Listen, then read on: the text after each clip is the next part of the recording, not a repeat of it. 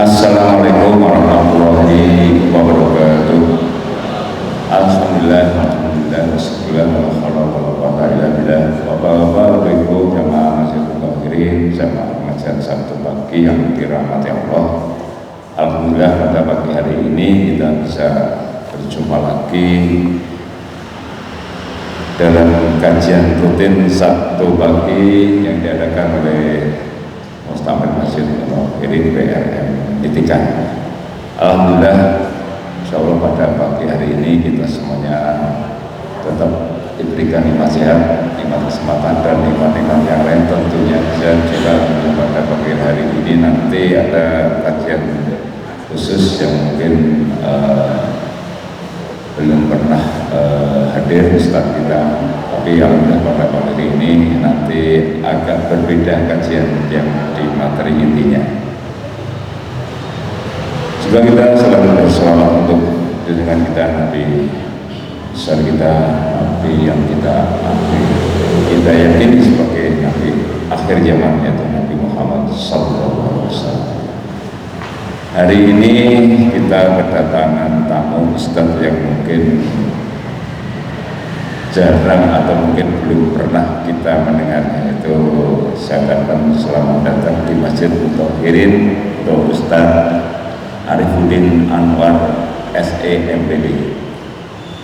Jadi beliau ini adalah dai dan mualaf dari Indonesia Timur. Nanti akan jelaskan dari Indonesia Timurnya itu mana, karena timur jauh sekali. Yang jelas pada pagi hari ini insyaallah nanti sambil menunggu yang lain, maka nanti seperti biasa kajian kita pagi hari ini nanti akan kita mulai dulu nanti dengan pembacaan HPT, setelah itu nanti kajian inti, dan mungkin nanti bisa interaktif tanya jawab apa saja dari kajian inti kita. Untuk menyingkat waktu biar nanti cepat dan waktu kita bisa luang untuk kajian pada pagi hari ini, kita mulai dengan membuka bacaan basmalah. Bismillahirrahmanirrahim. Untuk menyingkat pembacaan pada Pak Usmanto koordinator untuk waktunya bisa melanjutkan pembacaan HPT yang kemarin, dan nanti kita lanjutkan dengan kajian selanjutnya. Pak Usmanto.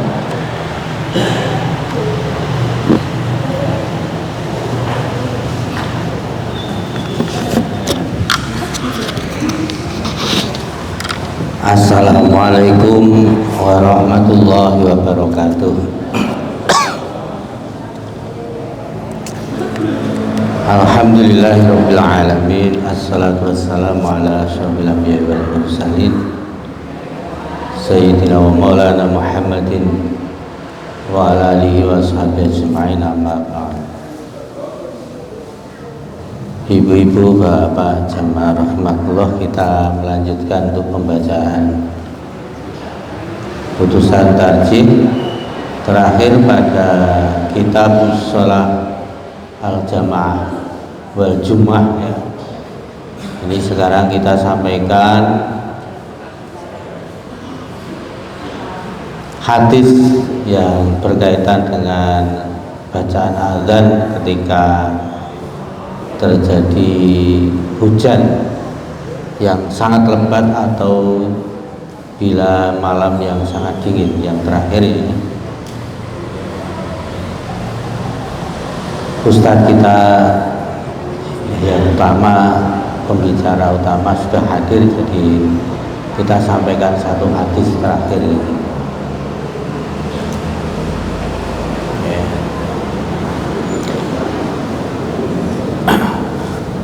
Kana Rasulullah sallallahu alaihi wasallam ya'murul mu'adzina idza kanat lailatun baridatun zata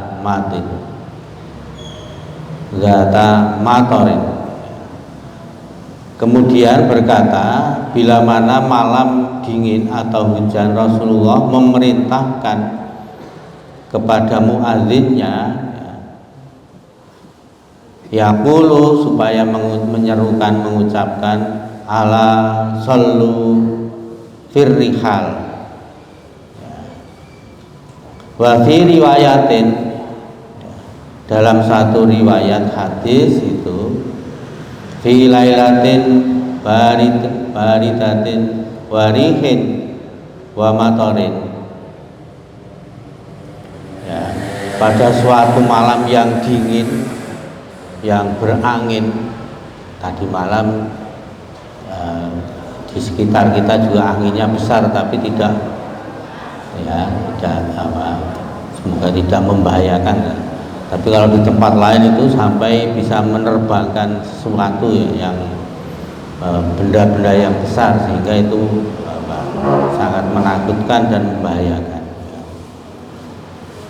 Faqala fi akhirin nidai, maka dia dalam akhir seruan azannya mengatakan, ala sallu firrihalikum, ala sallu firrihal. Jadi dalam akhir seruan azan, ya, sebelum bacaan takbir Allahu Akbar, la ilaha illallah itu, ya, diserukan, ya, ala sallu firrihalikum, ya, maka sholatlah kamu itu di tempatmu masing-masing, di rumahmu masing-masing, begitu. Summa qala inna Rasulullah sallallahu alaihi wasallam kana ya'murul mu'adzina idza kanat lailatun baridatun aw dzatu madarin fis safari ayyakula ala sallu firrihalikum. Kemudian malam dingin atau hujan dalam bepergian, ya, Rasulullah memerintahkan, ya, kepada muadzinnya supaya mengucapkan ala sallu fi rihalikum. Nah, ini. Jadi ini Bapak Ibu sama rahmatullah. Nah, semoga di tempat kita tidak terjadi, ya, misalnya angin yang besar, hujan yang sangat lebat yang membahayakan, ya. Sehingga jangan sampai kemudian kalau terjadi seperti itu, muadzinnya ya biasa saja tidak mengucapkan itu, karena maka perlu bagi muadzin kita itu belajar dan tahu situasi kondisi alam sekitar kita, ya, sehingga kita dalam beribadah itu oleh Allah memang diberikan kemudahan. Di saat yang terjadi kesulitan, Allah itu sebenarnya memberikan kemudahan di balik itu. Nah, misalnya malam yang sangat dingin, jadi tentu kalau di tempat kita jarang sekali malam hari itu cuacanya sangat ekstrim sehingga dingin sekali, itu jarang sekali. Tapi kalau di daerah-daerah subtropis, ya, atau sudah di posisi yang kalau kita di negara-negara yang masuk kepada subtropis, sudah masuk ke sekitar benua Eropa misalnya begitu, ya, yaitu cuacanya sangat dingin, anginnya bisa besar sekali, sehingga bacaan ini, ya, kalau diamalkan itu baru bisa terjadi ketika suasana atau saat cuaca yang sangat dingin, ya. Kalau kita tidak membayangkan mungkin dinginnya itu seperti apa, ya, karena selama ini adem-ademnya awake dhewe gitu, ya, kita semuanya itu tidak sangat menyiksa. Coba bandingkan misalnya kalau di daerah-daerah yang lain itu, yang subtropis itu, atau yang sudah masuk kepada wilayah yang mempunyai 4 musim itu, ya, maka air ketika musim dingin itu kita rasakan seperti air es. Panjenengan bisa merasakan ketika memegang es batu itu, ya, atau es batu yang baru saja mencair tapi jumlahnya sangat banyak. Ketika tangan kita masukkan itu akan terasa seperti ditusuk jarum, ya. Itu kalau kita rasakan atau kita memegang itu. Nah, oleh karena itu ini beberapa peringatan atau bacaan yang bisa diamalkan untuk kita semuanya ya, ketika terjadi suasana atau cuaca yang sedemikian sehingga Islam dalam beribadah pun memandang untuk senantiasa diberikan kemudahan. Di saat yang sulit, cuaca yang sulit, maka tetap bisa dilaksanakan ya dengan seruan azan. Berarti seruan azan itu mengingatkan kepada kita semuanya untuk mengupayakan sholat yang kita laksanakan itu di awal waktu atau tepat waktu, begitu. Semoga yang sedikit bermanfaat. Wallahu a'lam bishawab. Wa ma taufiqi illa billah. Ngapunten, insyaallah kita lanjutkan kesempatan yang akan datang. Assalamualaikum warahmatullahi wabarakatuh.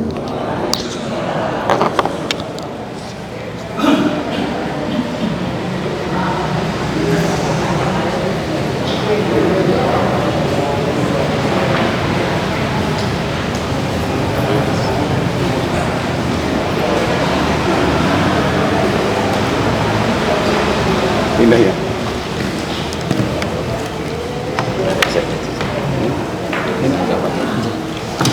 Ini di bawah. Oh, di bawah aja. Disiapkan dulu. Di sini pengelolaan.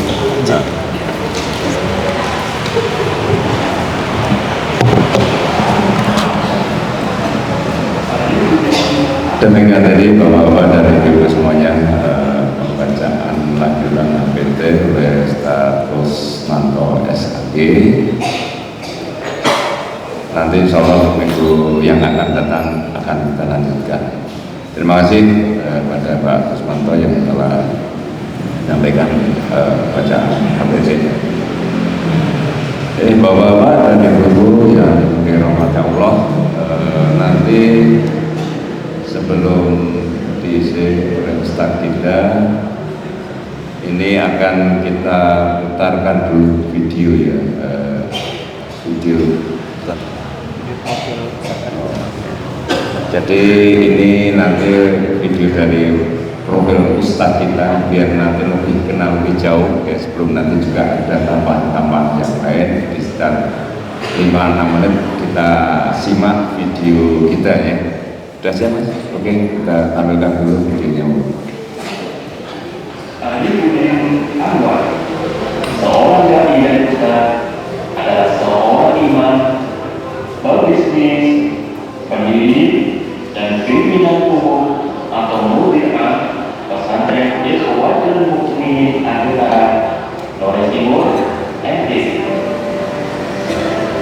Alumni pesantren Islam Al-Mukmin Solo tahun 1986 ini berdakwah dari pulau ke pulau, melintasi laut, pesisir, dan pedalaman, yang kemudian di tahun 2002 merintis dan mendirikan pendidikan gratis dengan pendidikan formal SMP dan SMA berbasis pesantren. Inilah kondisi sarana belajar pesantren yang membutuhkan inovasi. Pesantren gratis ini tidak memiliki donatur konsumtif, tetapi dibiayai dari berbagai bisnis yang dilakukan beliau dan teman-temannya atau dari hasil bersama donatur produktif. Adapun satu-satunya berjumlah 90 orang yang berasal dari berbagai wilayah kepulauan sampai ke Kepulauan Sulawesi Selatan dan Sulawesi Tenggara. Ustaz dengan kualifikasi pendidikan pesantren dan sarjana ekonomi ini bercita-cita menjadi pengusaha MTT yang sukses dan selalu berdakwah. Kata beliau, dakwah yang satu, optimis, sportif, terbuka, produktif, dan bergerak di segala bidang adalah aksi dakwah beliau. Beliau mengatakan santai-santainya seperti itu. Beliau mengajar, mengasuh,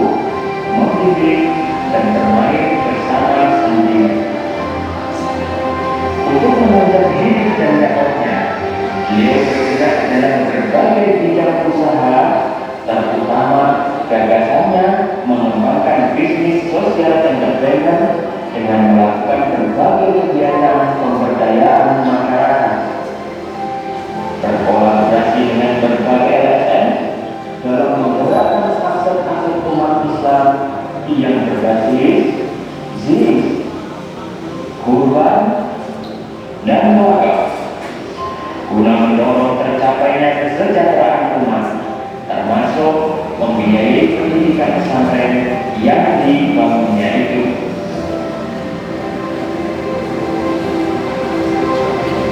Sejak tahun 2010, beliau menjadi partner lapangan BWA Indonesia Timur.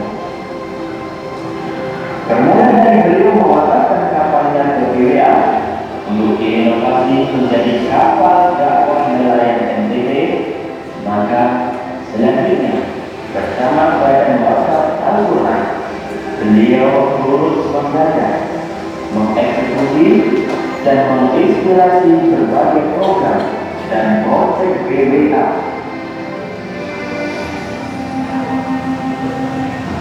Assalamualaikum warahmatullahi wabarakatuh. Pak Wakil, kami Partai Lapangan Badan Wakaf Al-Quran Indonesia Timur. Saat ini kami melaksanakan routing Al-Quran dan kapal dakwah menuju ke Kecamatan Pandan, yaitu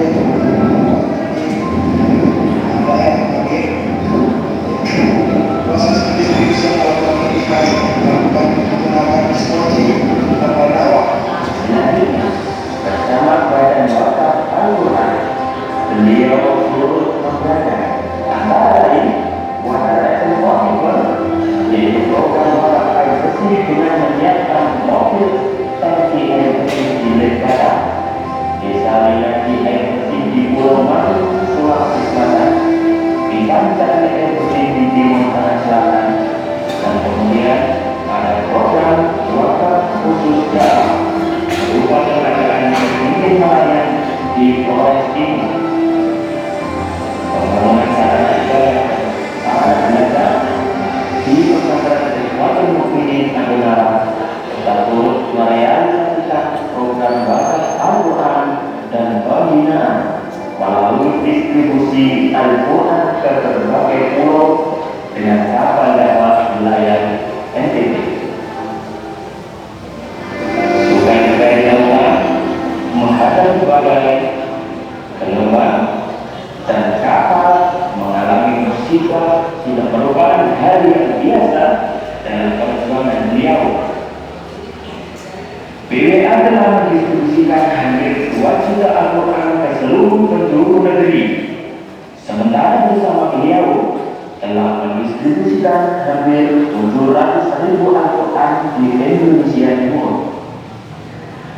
Dalam mendistribusikan Al-Quran BWA ini, beliau bekerja sama dengan berbagai pihak, baik pemerintah daerah, antara lain Bupati Muna, Sekda Buton Tengah, Wali Kota Bau-Bau, Kadis PU Banggai, Satpol PP Tali Abu, Kementerian Agama Tali Abu, Sula, dan awal serta TNI Polri maupun imam dan para tokoh setempat, termasuk kegiatan pembinaannya melalui dakwah umum dan Al-Quran Indonesia Mengaji, serta mengadakan Al-Quran Iqra bagi TPP-TPP, pesantren, lembaga pendidikan formal, dan majelis taklim, baik yang disalurkan langsung maupun oleh para tokoh umat dan pemerintah setempat.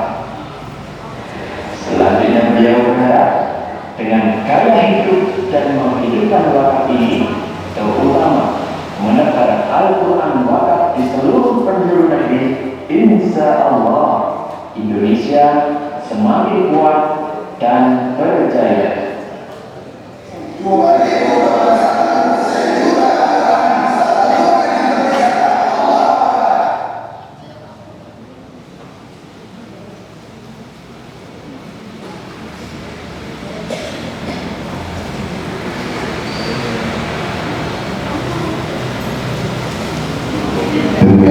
Bapak-bapak dan ibu sedang menikmati semuanya dari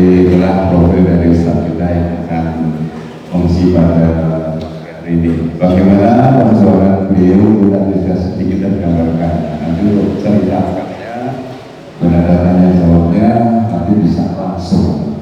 Baik, untuk itu kita bisa langsung ke depan untuk nanti lebih memperkenalkan diri atau mungkin masih ada tujuan sampai jawab. Mungkin baru tangan juga. Oh, saya tidak.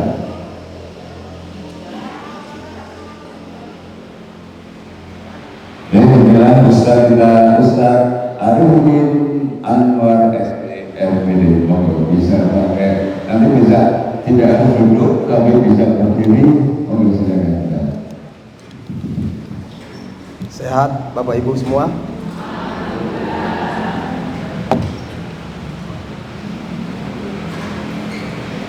Bismillahirrahmanirrahim. Assalamualaikum warahmatullahi wabarakatuh.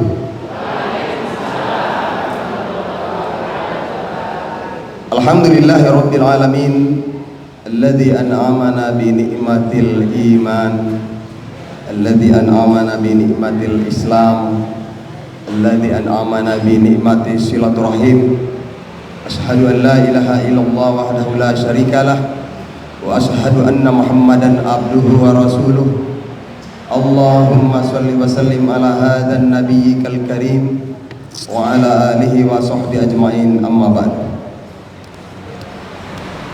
Yang saya hormati para sepuh, para alim ulama, para ustadz ustazah, para guru, para dosen.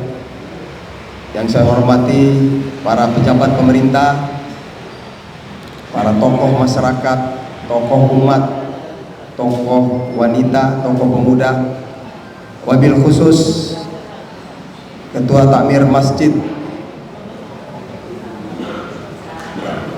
Mutahhirin Nitikan, ya, Bapak Ibu, Masjid Mutahhirin Nitikan Yogyakarta. Singkatnya, hadirin wal hadirat sidang jamaah pengajian Sabtu pagi Masjid Mutahhirin yang dimuliakan oleh Allah Subhanahu wa taala. Alhamdulillah pagi hari ini kulo tinggale adoh tenan niki Bapak Ibu. Tepatnya di pulau kecil berdiameter 24 km di ujung timur Pulau Flores. Ngertos Pulau Flores, Bapak Ibu? Wonten tiang Flores mriki? Ada dari Flores, angkat tangan Bapak Ibu. Pernah di Flores atau barangkali pernah di Flores? Wonten, coba angkat tangan. Belum? Waduh. Kalau di Flores itu ditanya, wonten tiang jawab, pasti ada yang angkat tangan.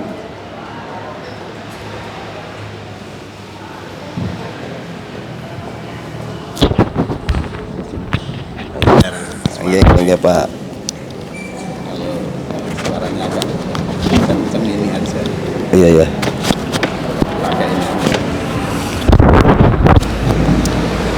Ini kasih masuk.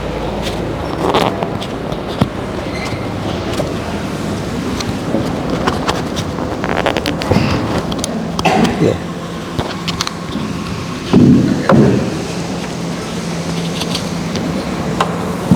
Ya.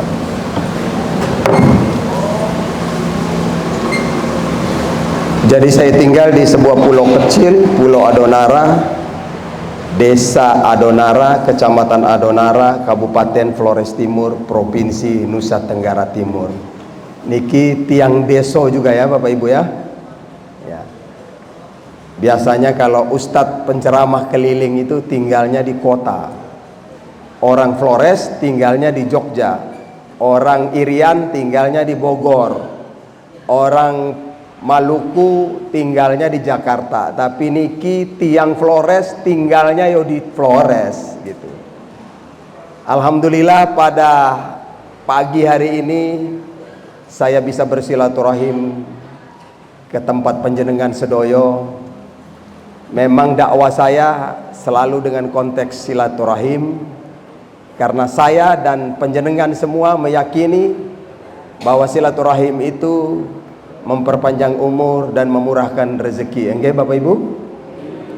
Maka moga-moga pertemuan silaturahim pada pagi hari ini panjenengan Sidoyo diparingi Gusti Allah Subhanahu wa taala umur yang panjang dan bermanfaat, lan diparingi rezeki yang kathah barokah. Selanjutnya salam dan sholawat buat junjungan kita Nabi besar Nabi Muhammad Sallallahu Alaihi Wasallam. Sekiranya dosa ini lebih banyak dari pahala, semoga di hari kiamat kita mendapatkan syafaat Rasulullah Sallallahu Alaihi Wasallam.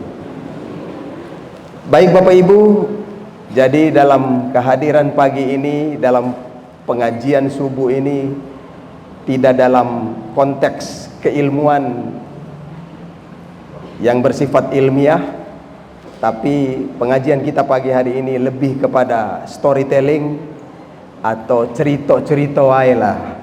Ya Bapak Ibu ya.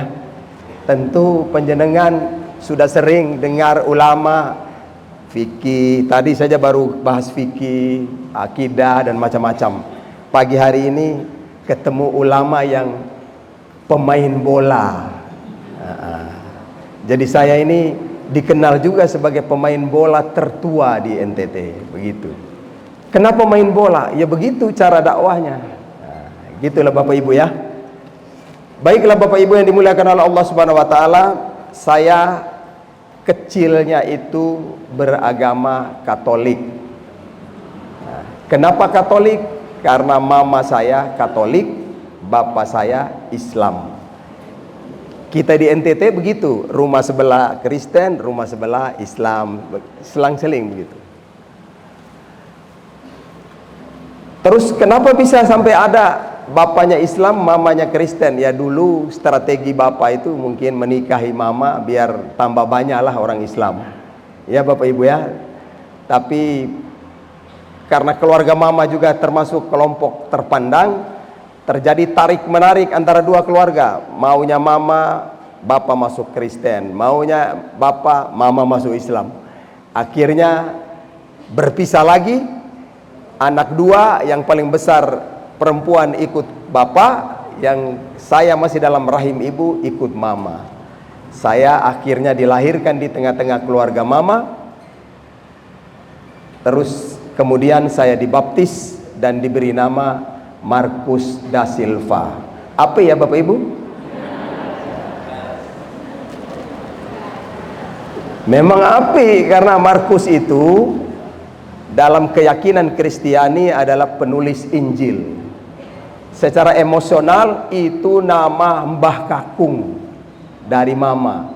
Beliau ini seorang guru, malang melintang di pedalaman-pedalaman, merintis pembukaan sekolah-sekolah dasar sampai di kampung-kampung Islam, juga seorang misionaris aktif di gereja, turut menebarkan agama Kristen.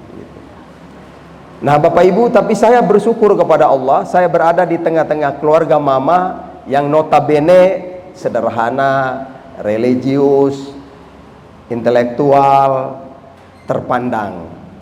Kenapa terpandang? Karena kota ini namanya Kota Larantuka, dulunya adalah kerajaan berkarakter Katolik yang dibentuk oleh Portugis. Kenapa Portugis membentuk kerajaan ini? Karena di Kepulauan Adonara yang saya tinggal, Bapak tinggal, sudah ada kerajaan-kerajaan berkarakter Islam yang dibentuk oleh para sultan dari Maluku dan Ternate. Maka keluarga saya dari pihak ayah itu termasuk turunan dari delegasi Kesultanan Ternate. Sehingga Mbah Kakung dari ayah adalah seorang imam, seorang guru ngaji, penebar pendakwah agama Islam, malang melintang di pedalaman, mengislamkan orang-orang yang masih animisme. Begitu Bapak Ibu. Jadi dua-dua ini sama. Mbah Kakung yang satu dai, Mbah Kakung yang satu misionaris. Wah, luar biasa. Nah, keluarga ibu juga orang yang religius karena memang mereka ada yang pastor. Kami juga dari kecil itu sudah biasa ini baca kitab Injil, sembahyang gabungan ke gereja setiap pagi. Saya juga pagi-pagi sudah ke gereja, tapi cuma cuci muka, tidak wudhu gitulah. Terus mereka juga intelektual loh Bapak Ibu, karena memang mereka di kota barangkali lebih maju pendidikannya, sehingga ada yang jadi polisi, jadi guru, jadi dosen, bahkan jadi dokter. Tahun 60-an sudah jadi dokter Pak. Hebat juga ya. 60-an itu sudah jadi dokter, pimpinan RSU di Flores Timur. Bahkan dokter ini tahun 80-an sudah jadi gubernur di Nusa Tenggara Timur. Mungkin ada yang dengar gubernur yang bernama Dr. Hendrikus Fernandes. Itu mungkin Bapak Ibu kalau pernah tahu, di zaman era Presiden Soeharto tahun 80-an menjadi salah satu gubernur di NTT.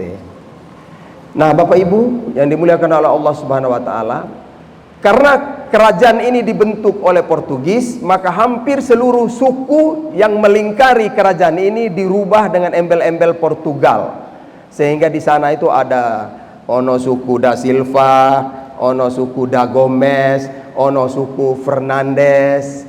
Mriki wonten Bapak Ibu. Nah kulo niki suku da Silva. Awalnya tak pikir, waduh mungkin saya ini ada hubungan darah dengan orang Portugis. Mungkin kulo niki sadulure Cristiano Ronaldo. Soalnya hobi main bola ini.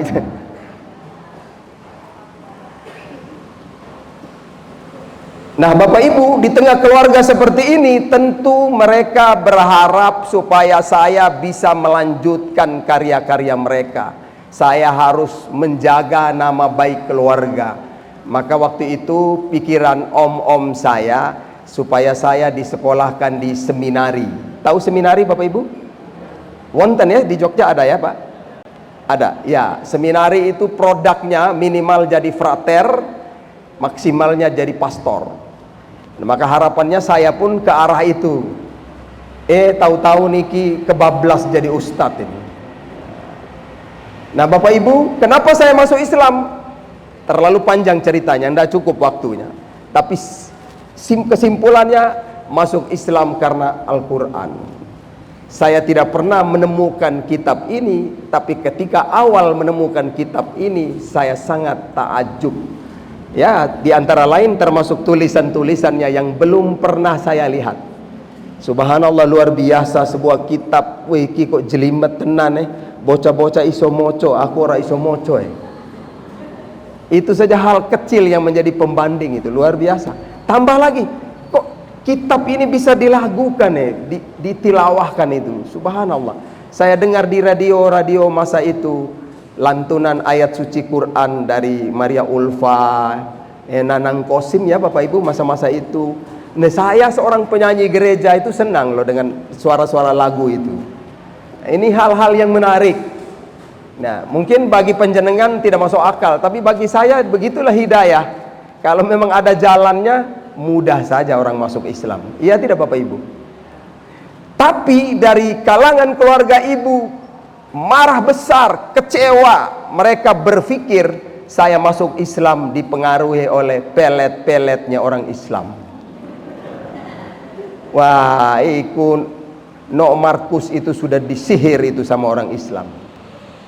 Olehnya itu setelah saya masuk Islam, kembali ke pangkuan ayahanda, saya bilang sama bapak, Pak, saya harus belajar Quran, saya harus sekolah agama, supaya saya punya argumen, punya alasan menyampaikan kepada keluarga ibu kenapa saya masuk Islam. Itulah Bapak Ibu, maka akhirnya saya dikirim sekolah pesantren di Solo tahun 1982, masuk Kuliatul Muallimin Islamiyah, tamat 1986. Mungkin penjenengan Bapak Ibu ada seumur saya, tahun 85-86 kita sekolah SMA, ada Bapak Ibu angkat tangan? Banyak ini? Atau ini masih muda semua barangkali 17 tahun? Setelah tamat, saya mengabdi 1 tahun ngajar di pesantren, terus dikirim menjadi dai di Bima, Nusa Tenggara Barat. Tapi pada tahun 89 saya mengambil keputusan mulai wae Pak, pulang ke NTT. Kenapa? Memang cita-cita saya datang belajar, pulang berdakwah. Padahal mengambil keputusan pulang ke NTT sebuah keputusan yang sebenarnya beresiko. Kenapa beresiko? Wong saya di Jawa ini sudah senang kok Pak. Kenapa senang? Sudah jadi penceramah. Tahun 85 sudah sering ceramah di Solo, di Surabaya, di Jakarta.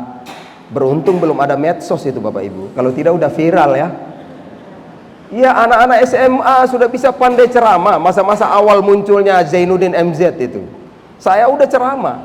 Sudah merasakan juga kesejahteraan sebagai seorang penceramah. Apa kesejahteraannya? Kalau selesai ceramah, takmirnya kasih amplop.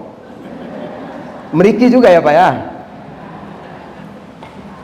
Tahun 85 itu sekali tak buka amplop itu 3.500 Bapak Ibu.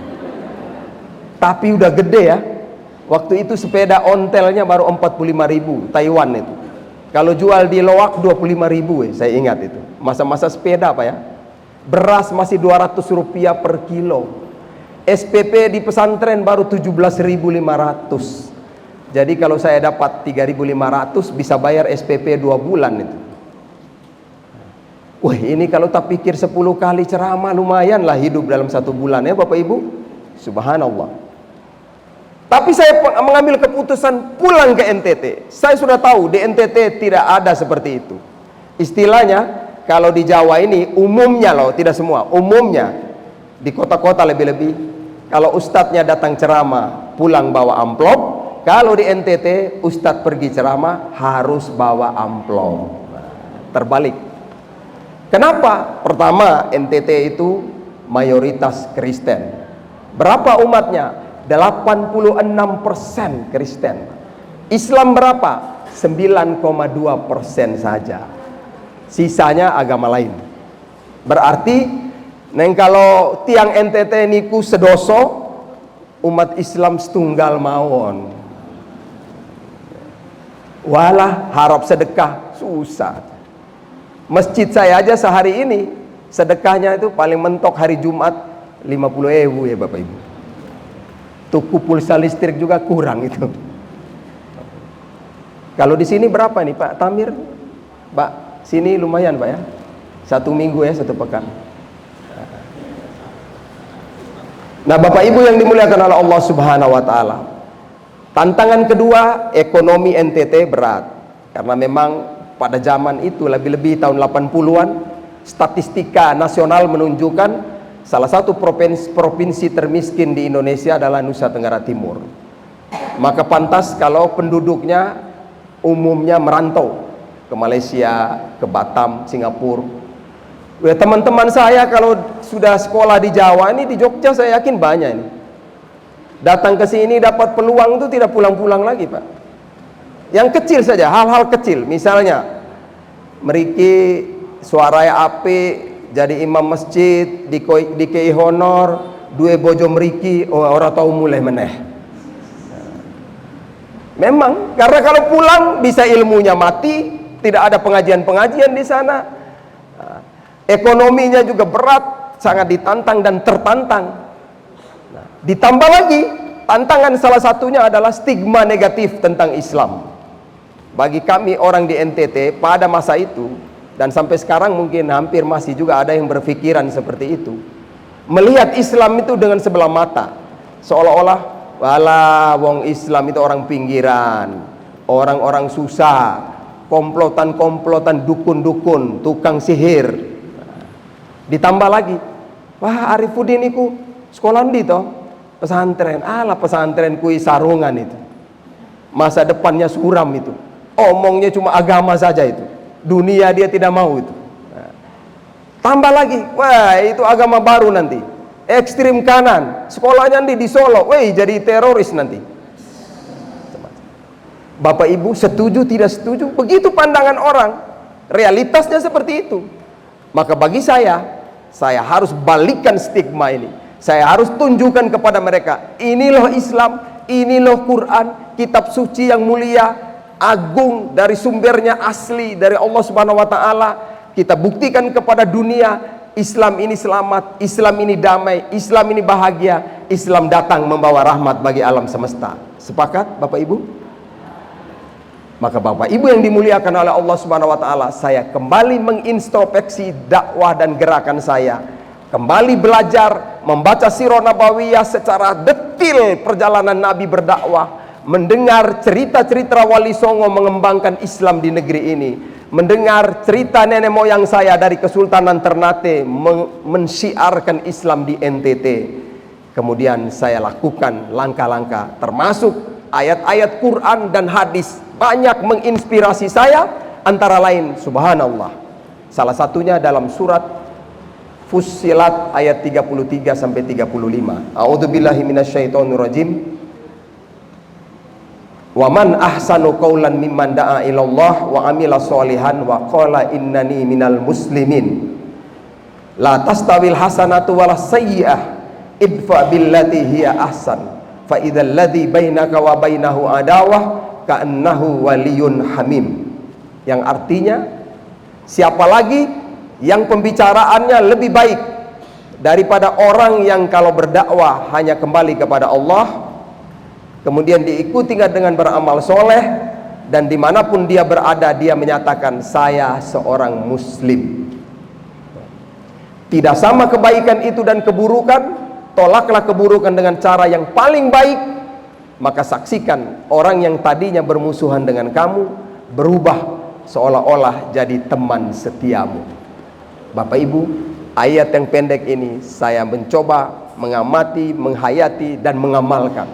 Oh, ternyata kalau mau supaya pembicaranya baik, maka ikutilah perintah ayat ini.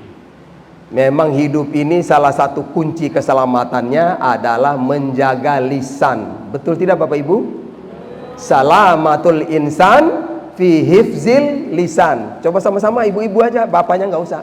Ibu-ibu, salamatul insan, sama-sama. Salamatul insan fi hifzil lisan. Ya, keselamatan manusia tergantung menjaga lisannya. Memang ini lidah tidak bertulang, ini mau omong-omong saja Pak ya. Padahal berbicara itu harus ada tahu tempatnya.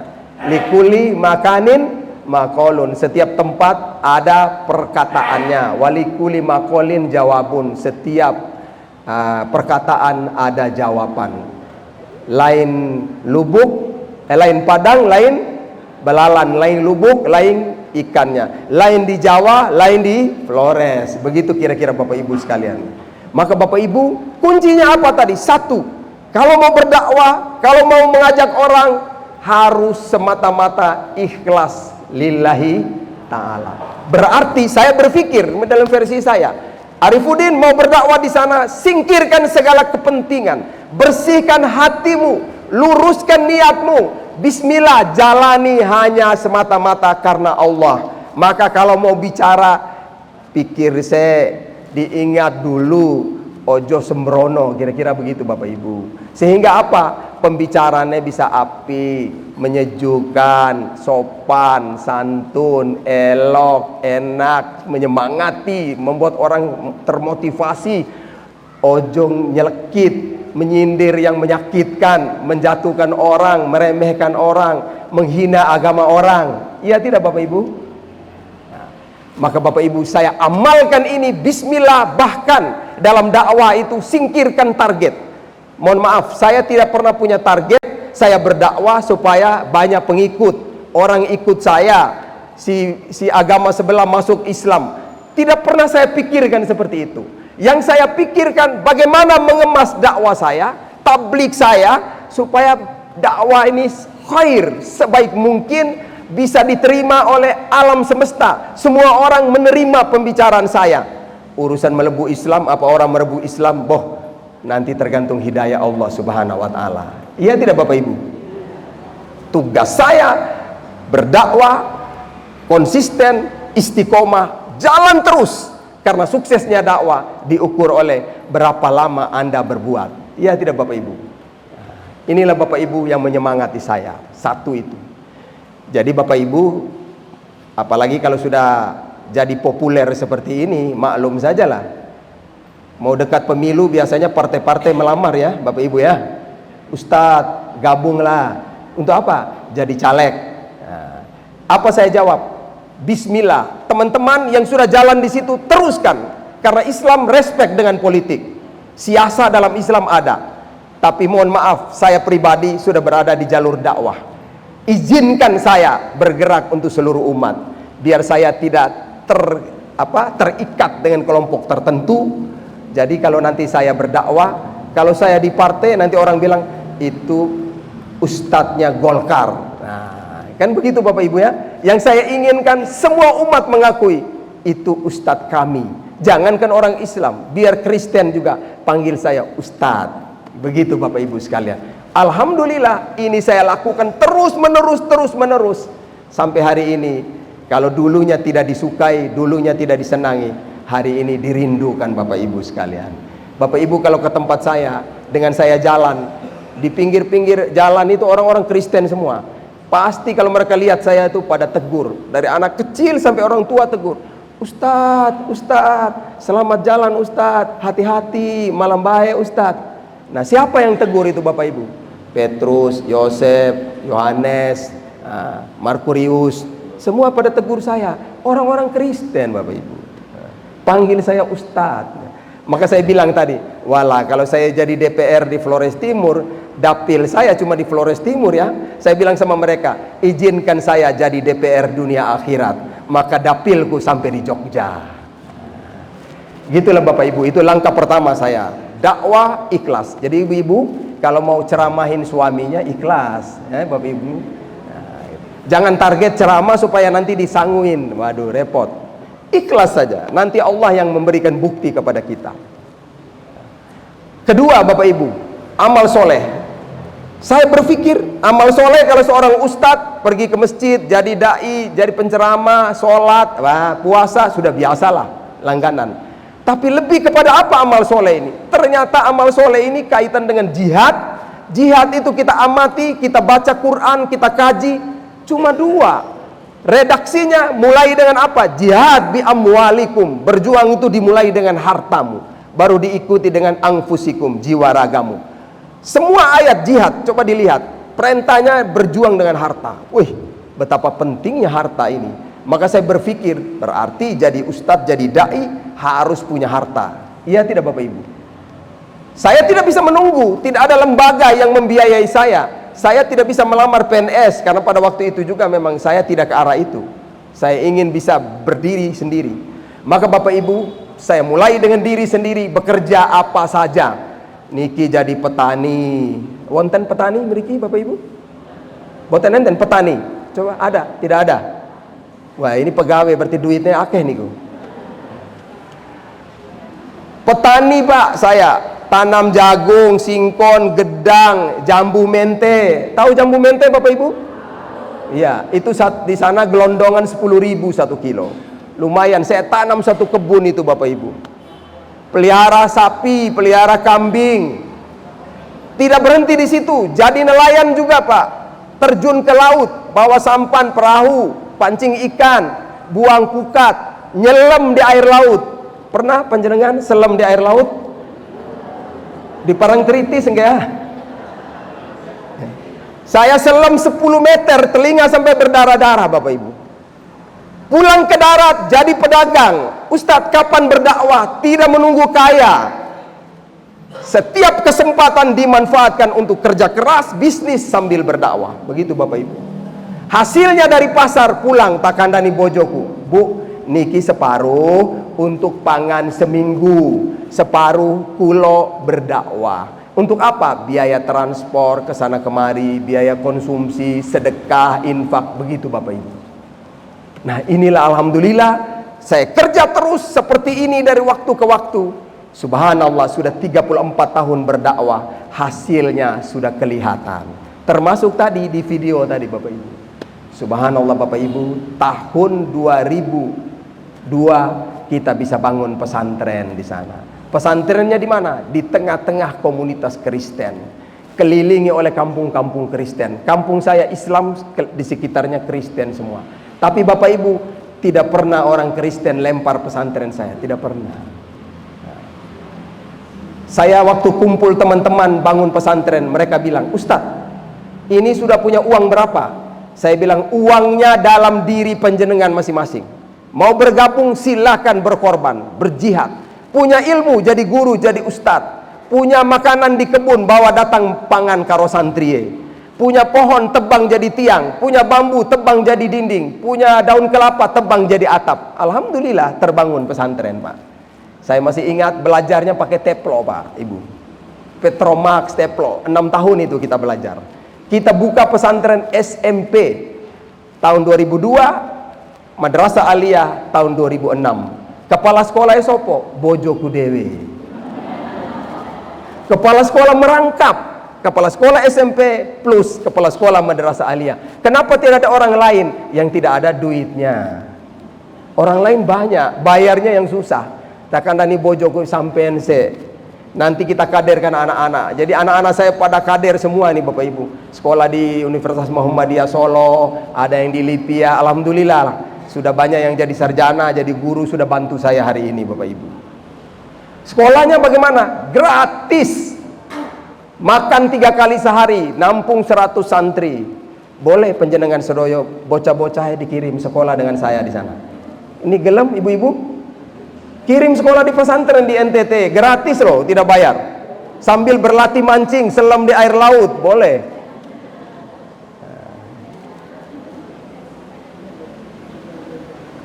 Itu langkah dakwah saya pertama. Langkah dakwah kedua, silaturahim keliling. Kenapa silaturahim? Karena terpencar-pencar umat Islam. Tinggalnya jauh-jauh di pulau-pulau terpencil.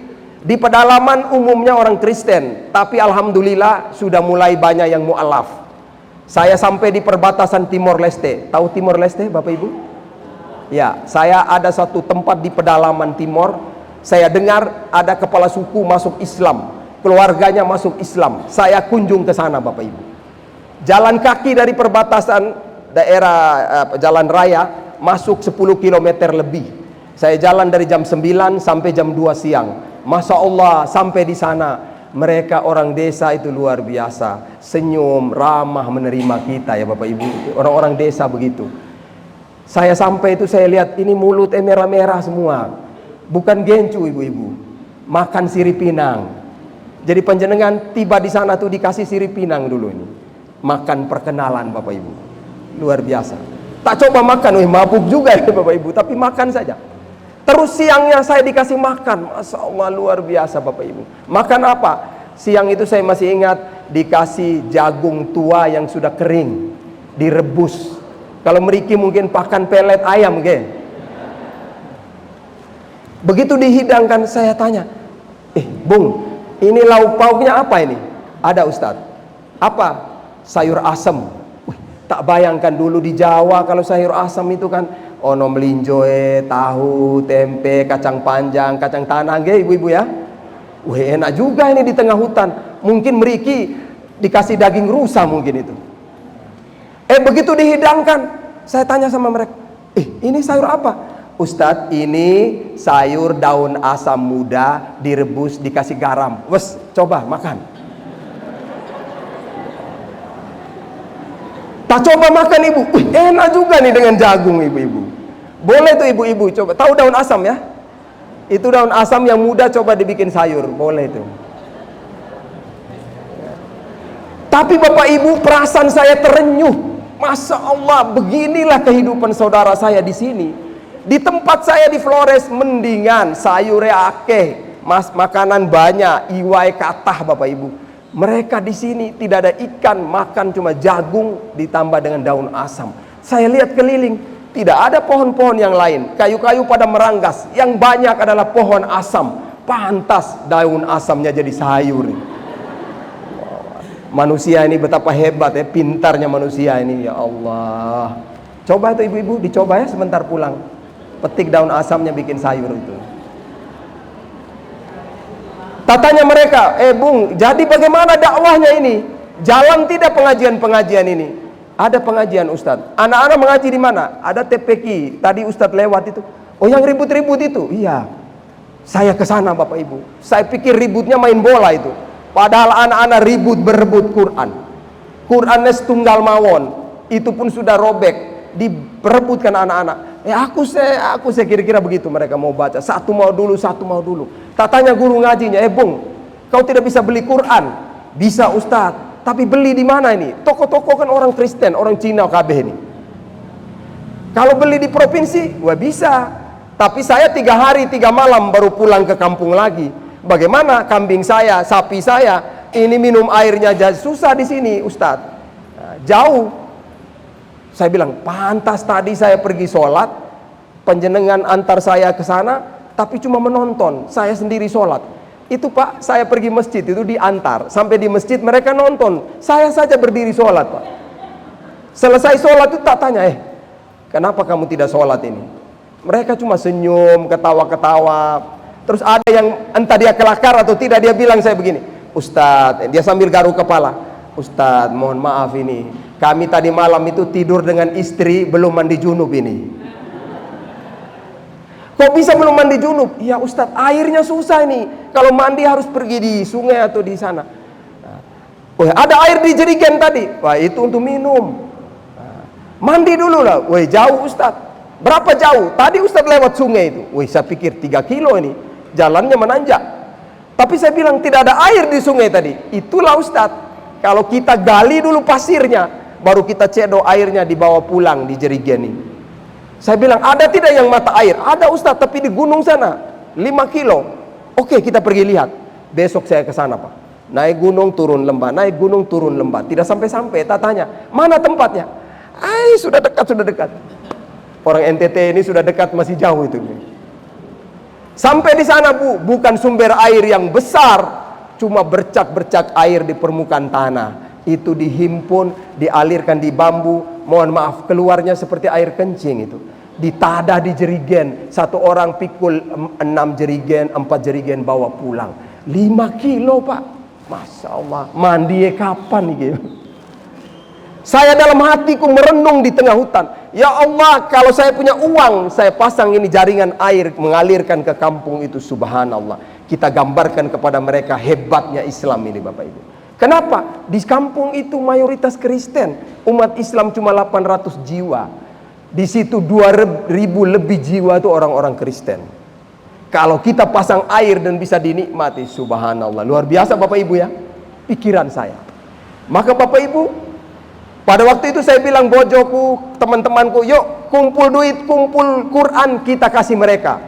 Setelah ada yang terima Quran, lain pada minta, Ustadz kami juga, Ustadz kami juga. Apa saya jawab? Insya Allah kita punya Allah, punya Rasulullah, punya orang beriman. Saya silaturahim ke Jawa, di sana banyak kaum muslimin. Saya akan sampaikan cerita ini, mudah-mudahan mereka berkontribusi. Nah, itulah awalnya saya jumpa dengan Badan Wakaf Al-Quran. Begitu Bapak Ibu. Jadi saya ini bukan orang BWA, saya orang luar berkolaborasi dengan mereka. Alhamdulillah 2009 saya ketemu direkturnya, saya cerita seperti ini, mereka tertarik, akhirnya mereka bikin proyek-proyek bersama saya. Subhanallah, hari ini sudah begitu banyak bantuan wakaf, termasuk wakaf Quran, juga wakaf air bersih. Di tempat tadi 2019 sudah terpasang jaringan air bersih Pak. Bapak Ibu, awal kami kerja pasang jaringan air bersih itu isunya macam-macam. Ada yang bilang begini, wah jangan kerja, itu air Islam. Dibilang air Islam, jadi jangan kerja. Siang-siang kami sedang ngecor bak air tuh, datang intel ke saya dari kepolisian, Pak Ustadz, ini saya dengar ada yang bilang air Islam, jadi mereka pada ngambek tidak mau kerja ini, mungkin bisa menghalang ini pasang air ini. Saya lagi cari ini, siapa yang bicara itu? Kalau saya dapat saya injak kepalanya itu Ustadz. Intel itu bilang saya begitu. Saya bilang iya kak Pak, oke, mungkin kita pendekatannya masih kurang. Saya ke gereja dulu. Jadi siang itu saya jalan pergi di gereja Pak. Saya ketemu pendetanya. Pas sampai di sana, wih, mereka berkumpul di gereja. Semuanya melihat dengan sinis Pak. Ini ustadz pakai pakaian gini masuk gereja Pak. Orang pada ada apa nih, ada apa? Tegang semua. Begitu saya masuk saya berpikir, wah ini saya harus meretas ketegangan ini. Kayak panjenengan tadi, saya harus tanya sehat atau tidak, gitu Bapak Ibu ya. Karena panjenengan masih bingung, oh wong Flores kok kayak ngene kuy. Saya pun demikian, masuk itu mereka masih bingung. Saya lihat di pojok ada orang tua, dia sedang tenteng sebuah tas dari daun lontar. Saya tahu di tas itu ada siripinang. Saya minta, Pak, mari Pak, siripinangnya saya makan. Karena saya udah tahu kalau makan siripinang ini pasti baik hatinya. Begitu saya makan sambil tak ngelirik, wah udah pada senyum semua Bapak Ibu. Mungkin dia lihat saya makannya kan getar-getir itu. Jadi ini kan agak sedikit bagaimana gitu. Setelah senyum saya bilang sama pendeta, Pak, saya datang ini karena saya dengar isu ada yang bilang ini air Islam, jadi tidak mau terima air ini. Kata pendetanya, oh mungkin anak-anak yang bicara Ustadz, kita tidak bicara begitu. Oke Pak, kalau gitu saya mohon dukungannya, tolong minggu depan kita mau meresmikan air ini. Bisa Bapak hadir bersama umat di sana? Siap Ustadz. Nanti saya sembelih 1 ekor sapi, kita makan sama-sama. Wah senang mereka Bapak Ibu. Orang di desa begitu ya, luar biasa. Agamanya dising-singkan, persaudaraannya diutamakan. Maka Bapak Ibu, alhamdulillah ketika pertemuan itu, peresmian air dari BWA datang, seluruh komponen pemerintah semua hadir. Dari Katoliknya ada, dari Protestannya ada. Saya bilang sama mereka, ayo Bung, kita susun acara. Pak Romo bisa kasih sambutan? Siap Ustadz. Pendeta kasih sambutan? Siap Ustadz. Dia tanya, Ustadz kapan? Nanti saya terakhir. Bapak Ibu, saya bilang sama mereka pada waktu tausiah itu, Bapak Romo, Bapak Pendeta, hadirnya Ustadz Arif di Pulau Timur, jangan khawatir. Saya tidak pernah berpikir umat Bapak pindah Islam. Saya tidak pernah berpikir Pak. Kenapa? Bila perlu tidak usah masuk Islam. Kenapa Ustadz? Berat masuk Islam ini. Harus belajar. Saya masuk Islam ini belajar bertahun-tahun. Panjenengan masuk Islam bisa atau tidak ini? Kenapa? Ke gereja seminggu sekali aja susah. Ini kalau masuk Islam setiap hari ke masjid. Tambah lagi satu hal, NTT ini minum moke itu menjadi budaya. Tahu moke Bapak Ibu? Ciu ya, minuman arak. Kami di sana itu menjadi minuman tradisional. Pantas itu Gubernur NTT siapa? Bapak Laiskodat ya. Dia tidak berani mengharamkan minuman keras. Kalau dia mengharamkan, orang tidak pilih dia jadi gubernur lagi. Panjenengan kalau mau jadi gubernur NTT harus minum itu.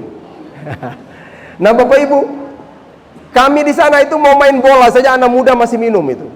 Saya tanya sama mereka, berhentilah nggak usah minum itu. Kenapa masih minum? Dia bilang apa? Wah Ustadz, tidak bisa. Ini kan air kata-kata Ustadz. Kalau sudah minum tambah pintar kita ini.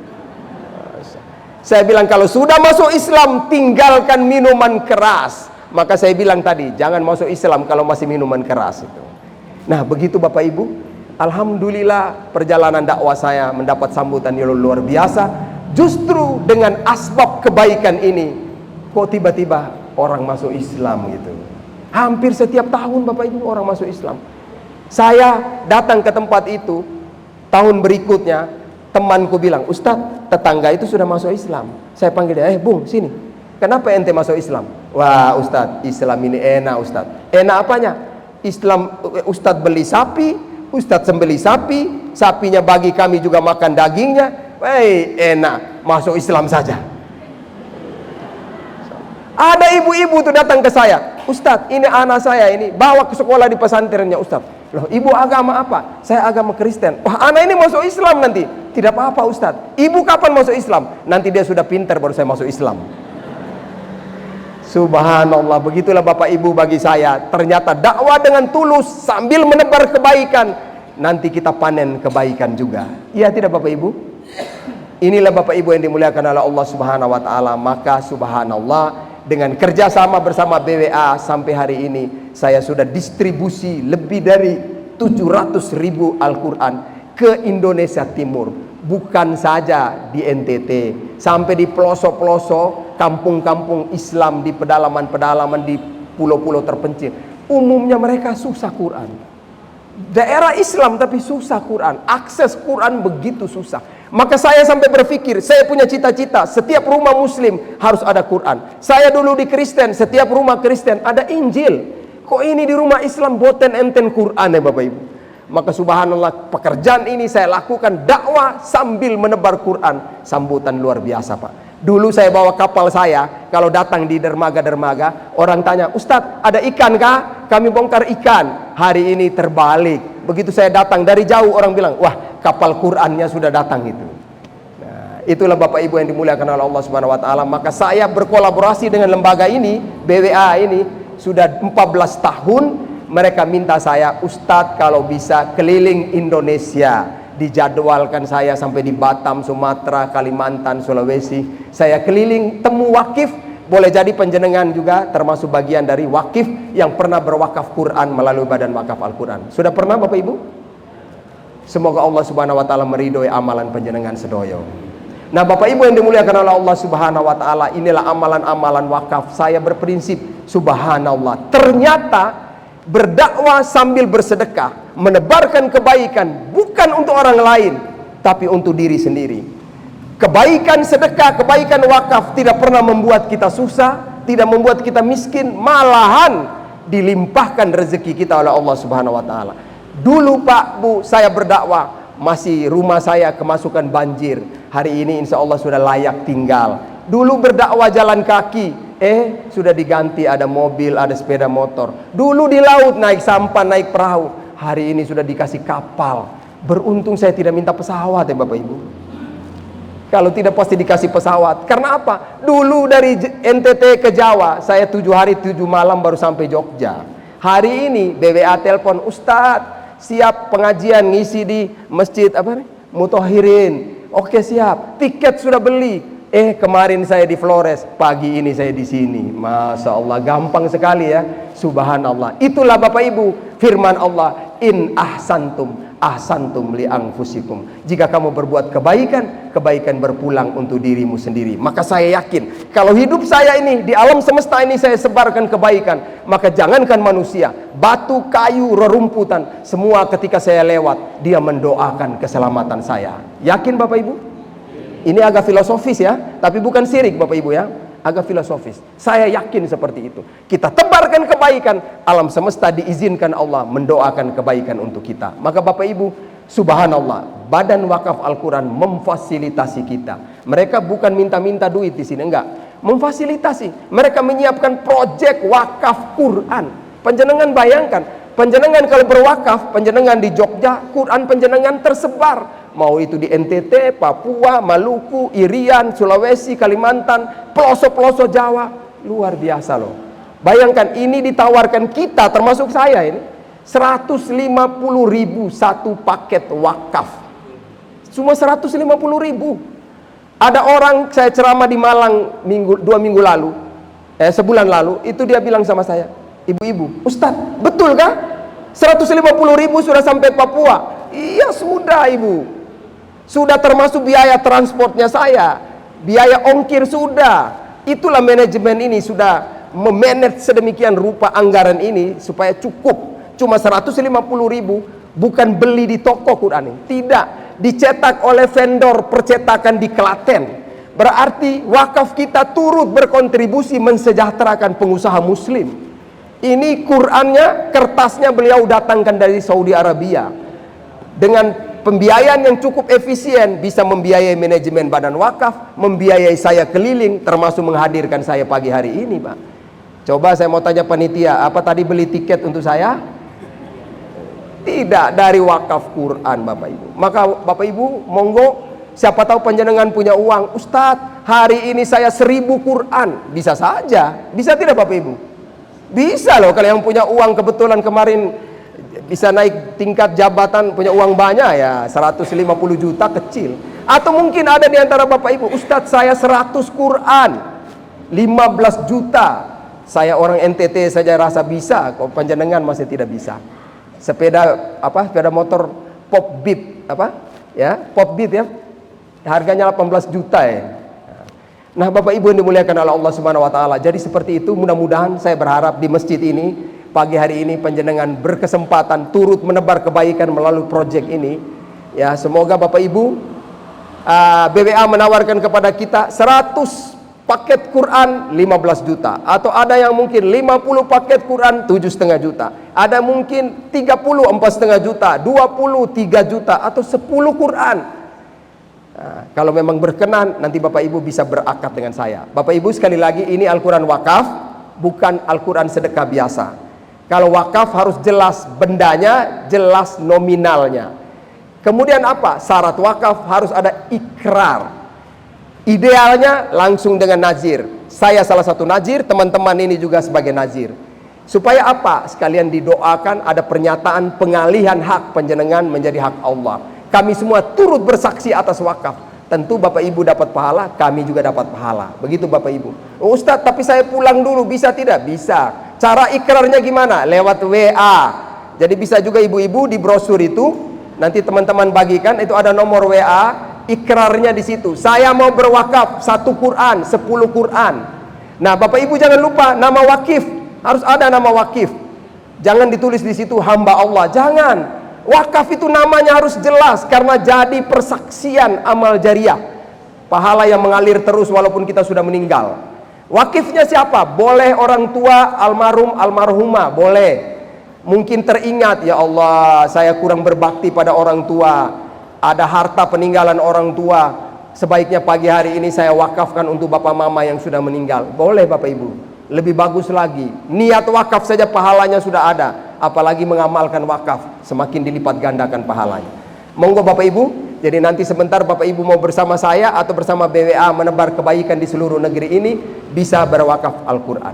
Baik, secara teknis barangkali dari BWA saya minta dulu sebelum saya tutup untuk turut menjelaskan kepada jamaah tentang berwakaf. Bapak Ibu boleh berwakaf sekarang, boleh nanti, boleh bulan depan. Mungkin pagi hari ini cukup komitmen dulu, berikan data-datanya kepada BWA. Monggo Mas.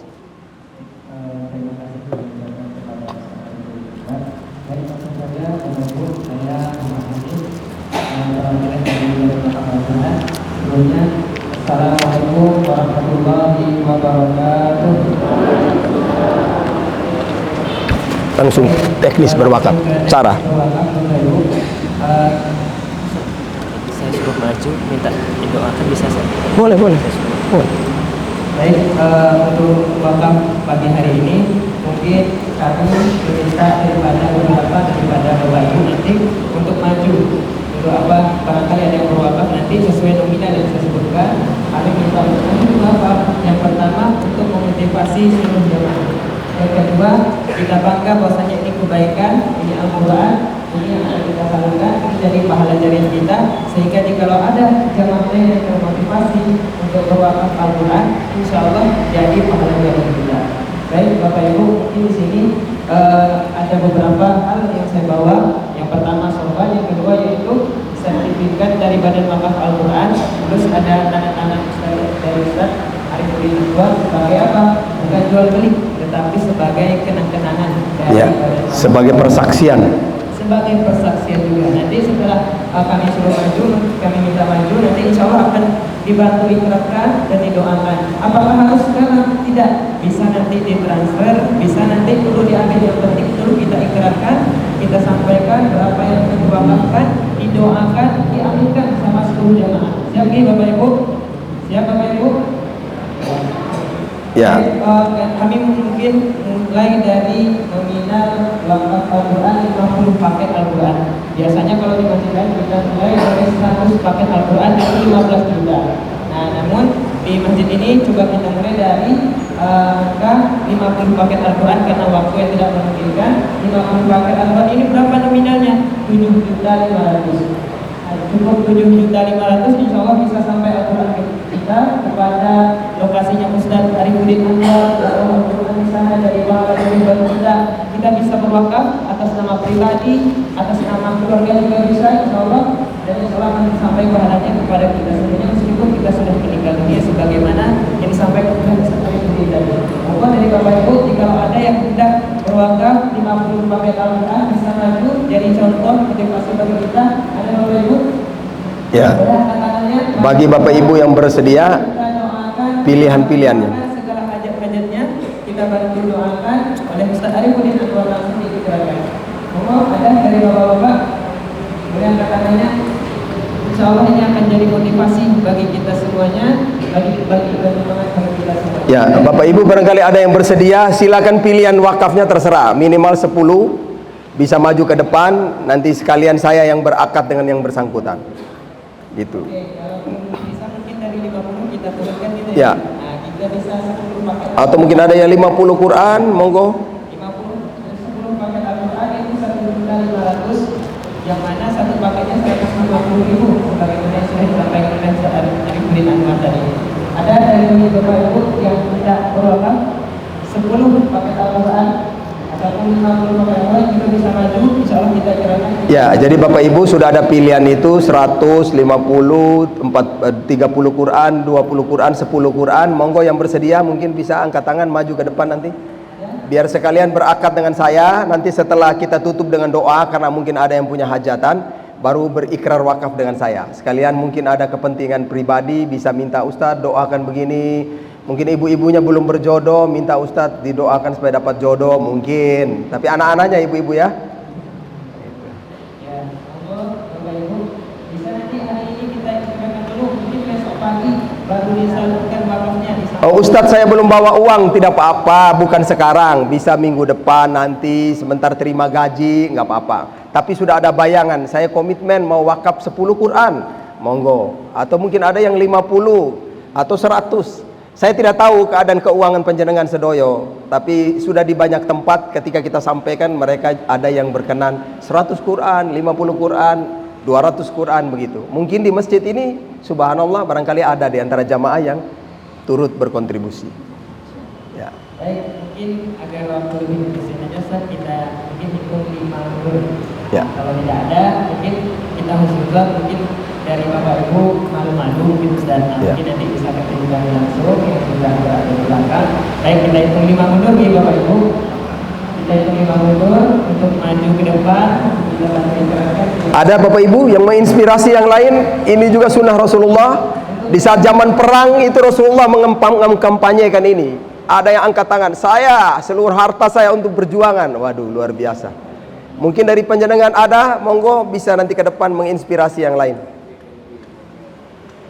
Bapak Ibu, nah, jadi kalau sedikit bercerita Ustaz, dulu Abu Bakar As-Siddiq itu menginfakkan seluruh hartanya tanpa tersisa sedikit pun untuk keluarganya. Berlomba-lomba dahulu, di zaman sahabat dulu, di zaman Nabi dulu, sahabat itu berlomba-lomba untuk apa? Untuk memberikan hartanya, menginfakkan hartanya di jalan Allah, untuk berjihad di jalan Allah. Dan kita pun juga di sini juga sedikit kita bangga dengan amalan ini, karena kenapa? Kita disaksikan oleh Allah, kita membantu saudara kita, tidak hanya membantu saudara kita, membantu agama Allah ini sehingga menjadi saksi, kesaksian di yaumil akhir ini. Baik, dari kami mungkin kita menghitung sampai 5 mundur di Bapak Ibu. 5 4 ayo ada Bapak Ibu 4 3 Ada Ibu nanti yang mau ke depan untuk menyemangati yang lain. ke depan atau masih ibunya nanti Ya. bisa digerakkan ke Ustaznya Ibu. Ya, baik. Nanti Bapak Ibu yang berkenan untuk ke depan, nanti setelah acara ini nanti bisa ke depan langsung dengan saya, kita ikrar wakaf. Saya juga ingin dapat pahala dari wakaf ibu-ibu ya. Sekaligus ini sebagai jalinan silaturahim antara kita saling bersaksi. Hari ini tidak saling mengenal, tapi nanti ketika di akhirat akan dibukakan hijab, dihadirkan kita semua sebagai saksi-saksi atas amalan-amalan kita. Barangkali pagi ini demikian saja dulu. Ya. Baik, kalau mungkin dari saya tadi hitungannya belum selesai. Oh, belum. Masih ada lagi Ustaz. Masih 3 tadi ya. 3 2 tadi masih ada satu ibu, ada lagi 2, ada lagi dari bapak-bapak mungkin perwakilan dari bapak-bapak 2 1. Baik, kita tutup. Barangkali nanti dari bapak ibu ada yang hendak menyalurkan wakafnya setelah ini bisa, insyaallah bisa. Dan apakah pahalanya juga sampai? Insyaallah sampai. Sudah kita niatkan untuk Allah Subhanahu wa taala. Mungkin dari kami ini ajakan dari wakaf dari kami. Bapak ibu nanti bisa menghubungi nomor yang ada di bawah juga bisa, ataupun nanti menghubungi tim kami yang ada di belakang juga bisa, insyaallah. Nanti akan dibuatkan kwitansi bukti wakafnya juga. Baik, sekian dari kami mohon maaf jika banyak kata-kata. Nanti siap yang Sulawesi Tenggara, Sulawesi Tenggara. Wassalamualaikum warahmatullahi Sudah dapat? wabarakatuh. Sudah dapat sih. Buka sini. Baik Bapak Ibu, sebelum saya tutup, ini video distribusi Quran 2 menit saja. Monggo. Video distribusi Quran. Ini kapalnya Bapak Ibu. Hari ini kita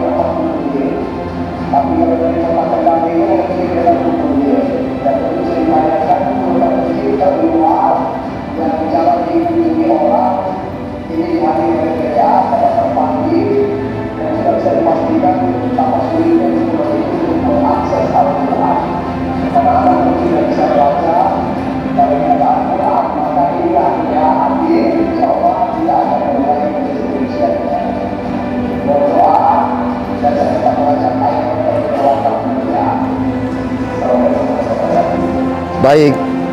Baik Bapak Ibu yang dimuliakan oleh Allah Subhanahu wa taala. Jadi kesimpulannya apa yang saya lakukan di daerah sana sebagaimana firman Allah tadi, satu, dakwah dengan ikhlas, kedua, banyak beramal, yang ketiga, dimanapun kita berada tetap menyatakan saya muslim. Jadi mohon maaf Bapak Ibu, saya tampil di sana tidak di dalam atribut tertentu, tapi semua lembaga saya himpun. Muhammadiyah datang, saya himpun. NU datang, saya himpun. Persis datang, saya himpun. Jamaah Tabligh datang, saya himpun. Ketika saya ditanya, Ustadz aliran apa? Saya jawab cuma satu, aliran Islam. Titik. Begitu Bapak Ibu sekalian, ini yang membuat saya bisa tampil di tengah-tengah keberagaman. Kemudian kita tolaklah semua keburukan dengan cara yang paling baik. Maka seperti tadi, orang yang dulu mungkin tidak suka, hari ini jadi rindu dengan kita Bapak Ibu. Mudah-mudahan saya juga dirindukan kembali ke sini lagi Bapak Ibu ya. Barangkali ini saja pertemuan kita pagi hari ini. Yang benar dari Allah, khilaf dari saya. Mohon maaf atas segala kekurangan. Bisa dimaafkan Bapak Ibu? Kalau ada waktu bisa jumpa lagi di masjid ini atau di masjid mana saja di dunia ini. Tapi kalau tidak ada waktu lagi, semoga kita bertemu di surganya Allah Subhanahu wa taala. Bapak Ibu, mumpung masih ada kesempatan, ketika kita mengingat saya punya harta ada, kita bersegera dalam kebaikan. Kalau kita wakaf, maka wakaf itu menjadi harta milik kita. Tapi kalau kita sebentar meninggal, sudah terlambat kita. Harta tadi bukan jadi milik kita, tapi menjadi warisan. Maka barangkali warisan ini bisa jadi kebaikan, bisa tidak, tergantung siapa yang mewariskannya. Untuk itu Bapak Ibu, mumpung ada kesempatan, monggo mudah-mudahan Allah beri hidayah untuk kita semua. Yang punya kelebihan harta jangan ditahan, tapi ada momen kesempatan kita bisa berbagi ke seluruh penjuru dunia. Mari lewat wakaf Quran kita tebarkan di seluruh negeri ini. Panjenengan punya wakaf ada di mana-mana. Masya Allah, seluruh alam mendoakan keselamatan panjenengan semua. Mudah-mudahan bermanfaat untuk kita. Mengakhiri ini, mari kita sama-sama mengaminkan doa bersama, terutama doa sedekah, doa wakaf yang selama ini kita sudah tunaikan, bukan saja melalui BWA, tapi di mana saja lembaga, kapan saja, semoga Allah menerimanya. Dan kalau sudah dihapus pahalanya karena dosa-dosa kita, pagi ini kita minta Allah kembali mengabadikan pahala-pahalanya. Untuk doa ini mari sama-sama kita iringi dengan membaca suratul Fatihah. Ala hadhihi niya al-Fatihah. A'udzubillahi minasyaitonirrajim. Bismillahirrahmanirrahim. Alhamdulillahirabbil alamin arrahmanirrahim maliki yaumiddin. Iyyaka na'budu wa iyyaka nasta'in. Ihdinas siratal mustaqim. Siratal ladzina an'amta 'alaihim ghairil maghdubi 'alaihim waladdallin. Amin ya rabbal alamin. Allahumma shalli wa sallim ala hadzal nabiyyikal karim wa ala alihi wa sahbihi ajmain. Ya Allah ya Rabbana, hanya kepadamu kami memohon hidayah. Berilah kami petunjuk atas kebenaran Al-Quran, atas kebenaran Islam ini ya Allah ya Rabbana. Ya Allah, kami menyadari sedekah dan wakaf yang kami berikan belum sebanding dengan kenikmatan yang Engkau anugerahkan pada kami. Tapi yang sedikit ini kami mohon terimalah ya Allah, ridhoilah ya Allah. Jadikanlah ini sebagai wasilah agar kami semua diampunkan dari segala dosa-dosa. Jadikanlah ini sebagai wasilah agar kami dianugerahi rezeki yang barokah. Jadikanlah ini sebagai wasilah agar kami dianugerahi keluarga yang sakinah, mawaddah warahmah, anak keturunan yang soleh solihah, anak keturunan yang memiliki masa depan yang cerah dan berada selalu dalam perjuangan di jalan-Mu. Ya Allah, jadikanlah ini sebagai pahala yang berlipat ganda, dialirkan ke alam barzah. Buatlah almarhum almarhumah kedua orang tua kami, atau mertua kami, atau suami kami, atau istri kami, atau anak kami, atau keluarga dan saudara-saudari kami. Mereka tersenyum di pagi hari ini, mereka dibebaskan dari azab kubur, mereka diampunkan dari segala dosanya, mereka diterima kebaikan-kebaikannya. Jadikanlah kemuliaan Al-Quran ini kami semua dipertemukan di surgamu ya Allah. Allahumma rabbana taqabbal minna hadhihi shadaqah. Allahumma rabbana taqabbal minna hadzal infaq. Allahumma rabbana taqabbal minna hadhihi zakat. Allahumma rabbana taqabbal minna hadzal waqaf. Allahumma rabbana taqabbal minna hadzal Qur'an. Allahumma rabbana taqabbal minna hadhil a'mal. Rabbana taqabbal minna innaka antas samiul alim wa tub alaina innaka antat tawwabur rahim. Allahumma inna nas'aluka ilman nafi'a wa rizqan thayyiba wa amalan mutaqabbala. Rabbana atina fid dunya hasanah wa fil akhirati hasanah wa qina adzabannar wa adkhilnal jannata ma'al abrar ya aziz ya ghaffar ya rabbal alamin. Subhana rabbika rabbil izzati amma yasifun wa salamun alal mursalin walhamdulillahi rabbil alamin. Taqabbalallahu minna wa minkum. Matur nuwun, terima kasih. Demikian, sampai jumpa. Assalamualaikum warahmatullahi wabarakatuh. Waalaikumsalam.